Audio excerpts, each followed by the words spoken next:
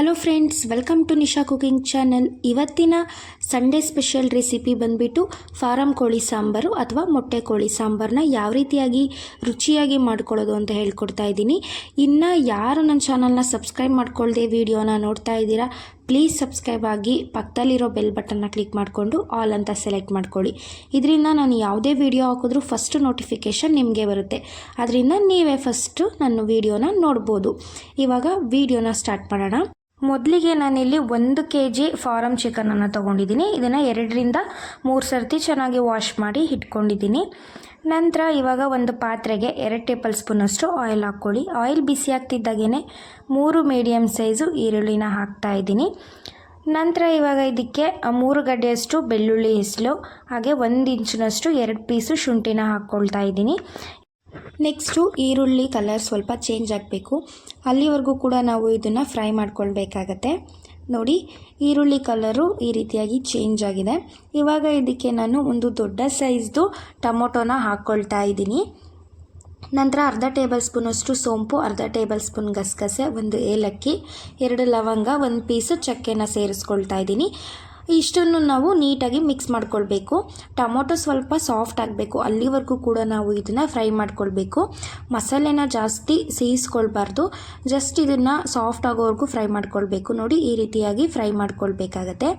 ಇವಾಗ ಸ್ಟವ್ನ ಆಫ್ ಮಾಡ್ಕೊಳ್ಬೇಕು. ನಾವು ಮಸಾಲೆನ ಈ ರೀತಿ ಫ್ರೈ ಮಾಡಿ ಹಾಕೋದ್ರಿಂದ ನಾನ್ ವೆಜ್ ರೆಸಿಪಿ ಟೇಸ್ಟ್ ಅಂತೂ ತುಂಬ ಚೆನ್ನಾಗಿ ಬರುತ್ತೆ. ನೆಕ್ಸ್ಟು ಸ್ಟವ್ನ ಆಫ್ ಮಾಡ್ಕೊಂಡ್ಮೇಲೆ ಕೊತ್ತಂಬರಿ ಸೊಪ್ಪನ್ನು ಹಾಕ್ತಾಯಿದ್ದೀನಿ, 1 ಹಿಡಿಯಷ್ಟು. ಇಷ್ಟನ್ನು ನೀಟಾಗಿ ಮಿಕ್ಸ್ ಮಾಡಿ ಇದನ್ನು ತಣ್ಣಗಾಗೋದಕ್ಕೆ ಬಿಡೋಣ. ನೆಕ್ಸ್ಟು ಒಂದು ಮಿಕ್ಸರ್ ಜಾರ್ನ ತೊಗೊಳ್ಳಿ. ಆ ಮಿಕ್ಸರ್ ಜಾರ್ಗೆ ಫ್ರೈ ಮಾಡಿ ಇಟ್ಕೊಂಡಿರುವಂತಹ ಮಸಾಲೆ ತಣ್ಣಗಾಗಿರುತ್ತೆ, ಅದನ್ನು ಕೂಡ ಸೇರಿಸ್ಬಿಟ್ಟು ಸ್ವಲ್ಪ ನೀರನ್ನು ಸೇರಿಸಿ ಇದನ್ನು ರುಬ್ಕೊಳ್ಬೇಕಾಗತ್ತೆ. ನೋಡಿ, ಈ ರೀತಿಯಾಗಿ ನಾನು ತೊಗೊಂಡಿದ್ದೀನಿ. ನೆಕ್ಸ್ಟು ಇನ್ನೊಂದು ಸಣ್ಣ ಮಿಕ್ಸರ್ ಜಾರ್ನ ತೊಗೊಳ್ಳಿ. ಅದಕ್ಕೆ ನಾನಿಲ್ಲಿ ಅರ್ಧ ಭಾಗದಷ್ಟು ತೆಂಗಿನಕಾಯಿನ ಪೀಸ್ ಮಾಡಿ ಹಾಕ್ಕೊಳ್ತಾ ಇದ್ದೀನಿ. ನೀವು ತುರಿದ್ಬಿಟ್ಟು ಕೂಡ ಹಾಕ್ಕೊಳ್ಬೋದು. ನೆಕ್ಸ್ಟ್ ಇವಾಗ ಇದಕ್ಕೆ 2 ಟೇಬಲ್ ಸ್ಪೂನಷ್ಟು ಕಡಲೆನ ಸೇರಿಸ್ಕೊಳ್ತಾ ಇದ್ದೀನಿ. ಇದಕ್ಕೆ ಸ್ವಲ್ಪ ರುಬ್ಬಕ್ಕೆ ನೀರನ್ನು ಹಾಕಿಬಿಟ್ಟು ಇದನ್ನು ಕೂಡ ಫೈನಾಗಿ ರುಬ್ಬಿ ತೊಗೊಳ್ಬೇಕು. ನೋಡಿ, ಈ ರೀತಿಯಾಗಿ ಫೈನಾಗಿ ರುಬ್ಬಿ ತೊಗೊಂಡಿದ್ದೀನಿ. ಇದೆರಡನ್ನು ಸೈಡಲ್ಲಿ ಎತ್ತಿಟ್ಕೊಳ್ಳೋಣ. ನೆಕ್ಸ್ಟು ಇವಾಗ ಒಂದು ಕುಕ್ಕರ್ನ ತೊಗೊಳ್ಳಿ. ಒಂದು ಕುಕ್ಕರ್ಗೆ ಇಲ್ಲಿ 1ರಿಂದ 2 ಟೇಬಲ್ ಸ್ಪೂನಷ್ಟು ಆಯಿಲ್ ಹಾಕ್ಕೊಳ್ತಾ ಇದ್ದೀನಿ. ಜಾಸ್ತಿ ಆಯಿಲ್ ಹಾಕಬಾರ್ದು, ಚಿಕನ್ನಲ್ಲೇ ಜಿಡ್ಡಿನಂಶ ಇರೋದ್ರಿಂದ ಅದೇ ಆಯಿಲ್ ಬಿಟ್ಕೊಳ್ಳುತ್ತೆ, ಆಮೇಲೆ ಜಾಸ್ತಿ ಎಣ್ಣೆ ಅನಿಸ್ಬಿಡುತ್ತೆ. ನೆಕ್ಸ್ಟ್ ಆಯಿಲ್ ಬಿಸಿ ಆದಮೇಲೆ ಒಂದು ಮೀಡಿಯಮ್ ಸೈಜು ಈರುಳ್ಳಿನ ಹಾಕ್ಕೊಳ್ತಿದ್ದೀನಿ. ಈರುಳ್ಳಿ ಹಾಕಿದ ನಂತರ ಸ್ವಲ್ಪ ಕಸೂರಿ ಮೆಂತಿನ ಹಾಕಿ ಇದನ್ನು ಫ್ರೈ ಮಾಡ್ಕೊಳ್ಬೇಕು. ಕಸೂರಿ ಮೆಂತಿ ಹಾಕೋದ್ರಿಂದ ಟೇಸ್ಟು ಚೆನ್ನಾಗಿ ಬರುತ್ತೆ, ಅದಕ್ಕೋಸ್ಕರ. ಇಲ್ಲಾಂದರೆ ನೀವು ಸ್ಕಿಪ್ ಮಾಡ್ಕೊಳ್ಬೋದು. ನೆಕ್ಸ್ಟು ಈರುಳ್ಳಿ ಫ್ರೈ ಆಗ್ತಿದ್ದಾಗೇ ವಾಶ್ ಮಾಡಿ ಇಟ್ಕೊಂಡಿರೋಂತಹ ಚಿಕನನ್ನು ಸೇರಿಸ್ಕೊಳ್ತಾ ಇದ್ದೀನಿ. ನೆಕ್ಸ್ಟ್ ಇದಕ್ಕೆ ಚಿಕನ್ ಬೇಯಲಿಕ್ಕೆ ರುಚಿಗೆ ಸ್ವಲ್ಪ ಉಪ್ಪನ್ನು ಸೇರಿಸ್ಕೊಳ್ತಾ ಇದ್ದೀನಿ. ನೆಕ್ಸ್ಟ್ ಇವಾಗ ಒಂದು ಸ್ವಲ್ಪ ಅರಿಶಿನ ಹಾಕ್ಕೊಳ್ತಾ ಇದ್ದೀನಿ. ಹಾಗೆಯೇ ಕಟ್ ಮಾಡಿ ಇಟ್ಕೊಂಡಿರುವಂತಹ ಕೊತ್ತಂಬರಿ ಸೊಪ್ಪನ್ನು ಕೂಡ ಸೇರಿಸ್ಕೊಳ್ತಾ ಇದ್ದೀನಿ. ಕೊತ್ತಂಬರಿ ಸೊಪ್ಪನ್ನ ನಾವು ಈ ಟೈಮಲ್ಲಿ ಹಾಕೋದ್ರಿಂದ ಚಿಕನ್ ಜೊತೆ ಇದು ಅದರದ್ದು ಫ್ಲೇವರ್ನ ಬಿಟ್ಕೊಂಡು ಟೇಸ್ಟು ಚೆನ್ನಾಗಿ ಬರುತ್ತೆ, ಅದಕ್ಕೋಸ್ಕರ ನಾನು ಈ ಟೈಮ್ನಲ್ಲಿ ಹಾಕ್ಕೊಳ್ತಾ ಇದ್ದೀನಿ. ಇದನ್ನು ನೀಟಾಗಿ ಮಿಕ್ಸ್ ಮಾಡ್ಕೊಳ್ಬೇಕು. ಆ ಅರಿಶಿನ ಉಪ್ಪು ಎಲ್ಲ ಚಿಕನ್ಗೆ ನೀಟಾಗಿ ಮಿಕ್ಸ್ ಆಗೋ ರೀತಿಯಲ್ಲಿ ಈ ರೀತಿಯಾಗಿ ಮಿಕ್ಸ್ ಮಾಡ್ಕೊಳ್ಬೇಕಾಗತ್ತೆ. ಇವಾಗ ಇದಕ್ಕೆ ಲಿಡ್ಡನ್ನು ಕ್ಲೋಸ್ ಮಾಡಿ ಇದರಲ್ಲಿ ಚಿಕನ್ನಲ್ಲಿ ನೀರಿನ ಅಂಶ ಬಿಡೋವರೆಗೂ ಕೂಡ ಫ್ರೈ ಮಾಡ್ಕೊಳ್ಳೋಣ. ನೋಡಿ, ನಾನಿಲ್ಲಿ 2 ನಿಮಿಷ ಫ್ರೈ ಮಾಡ್ಕೊಂಡಿದ್ದೆ. ಲಿಡ್ನ ಕ್ಲೋಸ್ ಮಾಡಿ ಈ ರೀತಿಯಾಗಿ ಚಿಕನ್ನಲ್ಲಿ ನೀರು ಬಿಟ್ಕೊಳ್ಬೇಕು. ಇವಾಗ ಇದಕ್ಕೆ ನಾವು ಸ್ಪೈಸಸ್ನ ಆ್ಯಡ್ ಮಾಡ್ಕೊಳ್ಬೇಕಾಗತ್ತೆ. ನಾನಿಲ್ಲಿ 2ರಿಂದ 3 ಟೇಬಲ್ ಸ್ಪೂನಷ್ಟು ಧನಿಯಾ ಪೌಡರ್ನ ಸೇರಿಸ್ಕೊಳ್ತಾ ಇದ್ದೀನಿ. ಹಾಗೆಯೇ 1.5 ಟೇಬಲ್ ಸ್ಪೂನಷ್ಟು ಅಚ್ಕಾರದ ಪುಡಿನೂ ಕೂಡ ಸೇರಿಸ್ಕೊಳ್ತಾ ಇದ್ದೀನಿ. ನೀವು ಖಾರ ನೋಡಿ ಹಾಕ್ಕೊಳ್ಳಿ. ನಂತರ ಇವಾಗ ಇದನ್ನು ನೀಟಾಗಿ ಮಿಕ್ಸ್ ಮಾಡ್ಕೊಳ್ಬೇಕು.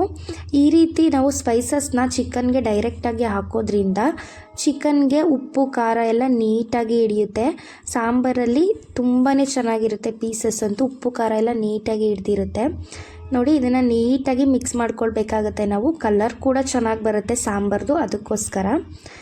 ನೆಕ್ಸ್ಟ್ ಇವಾಗ ಇದನ್ನು ಲಿಡ್ಡನ್ನು ಕ್ಲೋಸ್ ಮಾಡಿ ಒಂದು 2ರಿಂದ 3 ನಿಮಿಷ ಬೇಯಿಸ್ಕೊಳ್ಬೇಕು. ಈ ಟೈಮ್ನಲ್ಲಿ ನಾವು ಮೊಟ್ಟೆ ಏನಾದರೂ ಇದ್ದರೆ ಅಥವಾ ಲಿವರನ್ನು ನಾವು ಹಾಕ್ಕೊಂಡ್ಬಿಟ್ಟು ಮಿಕ್ಸ್ ಮಾಡ್ಕೊಳ್ಬೇಕು. ನಾವು ಮುಂಚೆನೇ ಮೊಟ್ಟೆ ಇದೆಲ್ಲ ಹಾಕ್ಕೊಳ್ಬಿಟ್ರೆ ಅದು ಮೊಟ್ಟೆ ಎಲ್ಲ ಒಡೆದೋಗ್ಬಿಡುತ್ತೆ, ಅದಕ್ಕೋಸ್ಕರ. ಇವಾಗ ಲಿಡ್ಡನ್ನು ಕ್ಲೋಸ್ ಮಾಡಿ ಮಸಾಲೆದು ಹಸಿ ವಾಸನೆ ಹೋಗೋವರೆಗೂ ಕೂಡ ನಾವು ಫ್ರೈ ಮಾಡ್ಕೊಳ್ಳೋಣ. ನೋಡಿ ನೀಟಾಗಿ ಮಸಾಲೆ ಎಲ್ಲ ಬೆಂದಿದೆ. ಇವಾಗ ಇದಕ್ಕೆ ನಾವು ಫ್ರೈ ಮಾಡಿ ರುಬ್ಕೊಂಡಿರುವಂತಹ ಮಸಾಲೆನ ಸೇರಿಸ್ಕೊಳ್ತಾ ಇದ್ದೀನಿ.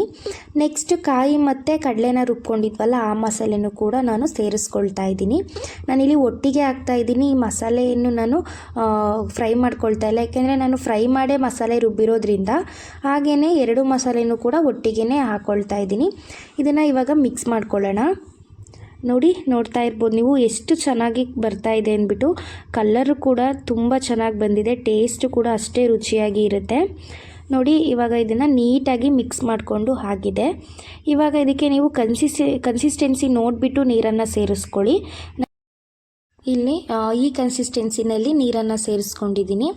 ಜಾಸ್ತಿ ನೀರನ್ನು ಸೇರಿಸ್ಕೊಳ್ಬಾರ್ದು, ಸಾಂಬಾರ್ದು ಟೇಸ್ಟ್ ಚೆನ್ನಾಗಿ ಬರೋದಿಲ್ಲ. ನೋಡಿ, ಇಷ್ಟು ಕನ್ಸಿಸ್ಟೆನ್ಸಿ ಇದ್ದರೆ ಸಾಂಬಾರು ನೀಟಾಗಿ ಆಗುತ್ತೆ. ಈ ಟೈಮ್ನಲ್ಲೇ ನೀವು ಉಪ್ಪು ಖಾರನ ನೋಡಿ ಸೇರಿಸ್ಕೊಳ್ಬೇಕಾಗತ್ತೆ. ನಾನಿಲ್ಲಿ ಉಪ್ಪು ಖಾರ ಎಲ್ಲ ಸರಿಯಾಗಿದೆ. ನೆಕ್ಸ್ಟ್ ಇವಾಗ ಕುಕ್ಕರ್ ಮುಚ್ಚಳನ ಹಾಕಿಬಿಟ್ಟು 3 ರಿಂದ 4 ವಿಷಲ್ನ ತೊಗೊಳ್ಳೋಣ. ನೋಡಿ, ಇವಾಗ 4 ವಿಷಲ್ ಕೂಡ ಆಗಿದೆ. ಇವಾಗ ಸಾಂಬಾರು ಕೂಡ ರೆಡಿಯಾಗಿದೆ. ನೋಡಿದ್ರಲ್ಲ ಫ್ರೆಂಡ್ಸ್, ಸಂಡೇ ಸ್ಪೆಷಲಾಗಿ ಫಾರಂ ಕೋಳಿ ಸಾಂಬಾರನ್ನ ಯಾವ ರೀತಿಯಾಗಿ ಮಾಡೋದು ಅಂತ ಹೇಳ್ಕೊಟ್ಟಿದ್ದೀನಿ. ಈ ವಿಡಿಯೋ ನಿಮಗೆ ಇಷ್ಟ ಆಗಿದ್ರೆ ನನ್ನ ಚಾನಲ್ನ ಸಬ್ಸ್ಕ್ರೈಬ್ ಮಾಡ್ಕೊಳ್ಳಿ. ಹಾಗೆಯೇ ಈ ವಿಡಿಯೋನ ಲೈಕ್, ಕಮೆಂಟ್, ಶೇರ್ ಮಾಡಿ ಮರಿದೇ ನನ್ನ ಚಾನಲ್ನ ಸಬ್ಸ್ಕ್ರೈಬ್ ಮಾಡ್ಕೊಳ್ಳಿ. Thank you for watching.